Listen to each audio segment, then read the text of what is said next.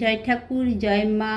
সভা পর্বে বন পর্বে গোবিন্দকে কাছে পেয়ে দ্রৌপদীর যে করুণ বাক্য, তার যে এতদিন কষ্ট যা ছিল সেগুলো যে সে কাউকে বলতে পারছিল না, আজকে গোবিন্দকে কাছে পেয়ে দ্রৌপদী দেবীর যে কথা, যে সখা তুমি পাণ্ডবের প্রাণ প্রিয়, তুমি আমার বন্ধু, আমি পাণ্ডবদের ভার্যা, দ্রুপদ নন্দিনী, আমার 5জন স্বামী, মানে ভীম অর্জুন তো একা একাই 100, তারপরে তুমি আছো, আমি নারী ধর্মে ছিলাম, এক বস্ত্রে ছিলাম, এত লোক আমাকে এতভাবে অপমান করলো, আমার অস্তিত্বটা কি?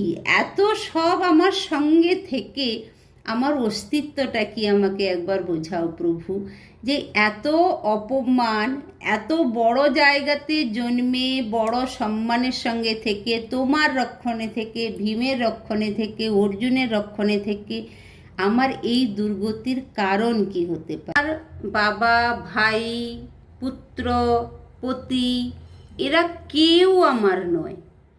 সবার মধ্যে আমি ভয় পেয়ে আমার পঞ্চস্বামীর শরণ নিলাম, তারা কেউ আমাকে রক্ষা করলো না। ভীমের গান্ডীবকে ধিক, অর্জুনের গান্ডীবকে ধিক, ভীমের বাহুবলীকে আমি ধিক দিই।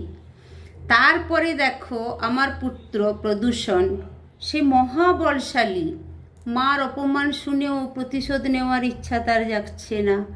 আমার বাবা, আমার ভাই, তারা তো সবাই এক একজন করে মহাবলশালী, কে কি করে নিল আমার জন্য? আমার এত বড় অপমান যে হলো, আমি একজন নারী, নারীর অপমানে পুরুষরা কি করলো? আমি বুঝেছি এখন একমাত্র তুমি অনাথের নাথ, তুমি ছিলে বলে আজ আমার লজ্জা নিবারণ হয়েছে। তাই আমাকে তুমি কিভাবে রাখবে? আমি দাসী জ্ঞানে তোমার কাছে নিজেকে সমর্পণ করলাম। গৌরবে রাখো, স্নেহে রাখো, যেমন করে রাখো তুমি আমায় রাখো প্রভু। আমি দাসী জ্ঞানে তোমার কাছে নিজেকে সমর্পণ করলাম। জয় ঠাকুর, জয় মা। দ্রৌপদীর এই বাণী ছিল কৃষ্ণের কাছে।